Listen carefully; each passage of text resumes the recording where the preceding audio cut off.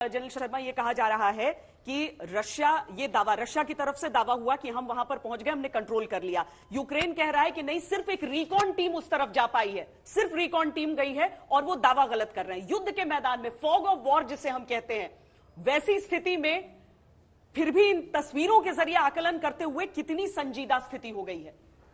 मैं कहना चाहूंगा कि सच्चाई कोई नहीं बोल सकता है। हाँ। लड़ाई में सब झूठ बोलते हैं, रशियंस भी झूठ बोलेंगे, यूक्रेन भी झूठ बोलेंगे, हाँ। और बाहर के आसपास के कंट्रीज भी झूठ बोलेंगे। ये झूठ की लड़ाई है, दिस इज इंफॉर्मेशन वॉरफेयर। सो जो कीव के ऊपर हमला था एयरबोर्न डिवीजन के अलावा, वो ड्नाइपर नदी के दोनों तरफ से आया।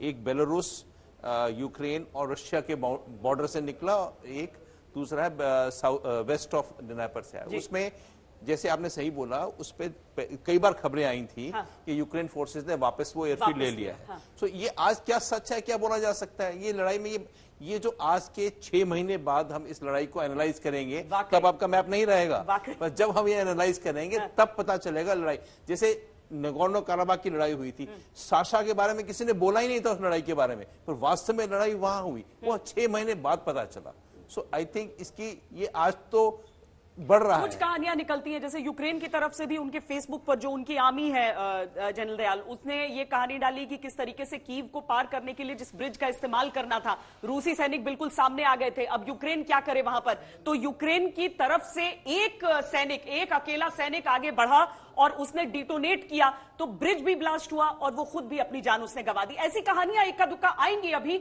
लेकिन इतना समझ में आ रहा है कि अगर एक एमपी वहां की एक महिला कलाश्निकोव उठाती है, तो यानी यूक्रेन इतनी आसानी से छोड़ने वाला नहीं। देखिए, कीव पे यूक्रेन की जो पूरी ताकत है कीव को बचाने की है। हाँ।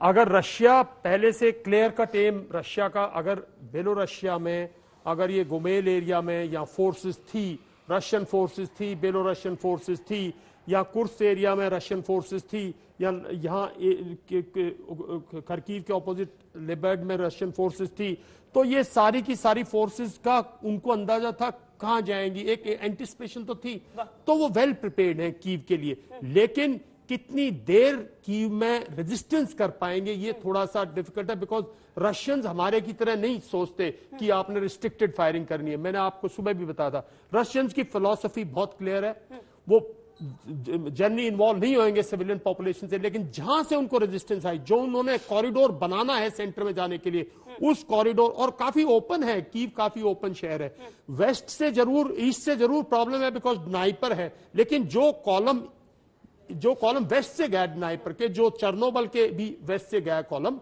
वो तो बिल्कुल जो, और इनका लिंकअप हुआ होगा। देखिए, यहां परसों रात को यहाँ लैंडिंग्स हुई है, एनाटोन की जो एयरफील्ड है उस पर लैंडिंग्स हुई है। अगर आपने उनके स्पिनर्स देखे, वीडीवी वगैरह जो उनकी लैंड किए, उनके पास बीएमडी वगैरह लैंड किए, तो मेल्ट भी होते ना, वो एयरफील्ड पे तो होंगे नहीं, तो उनका लिंकअप भी हुआ होगा। तो मेरा कहने का मतलब यह है कि कीव की रेजिस्टेंस जो है वो अगले 24-36 घंटे तक जो है वो बिल्कुल क्लियर हो जाएगी, और रशिया जो है पूरी पावर लगाएगा, बिकॉज वो कीव में डिले नहीं करना चाहता।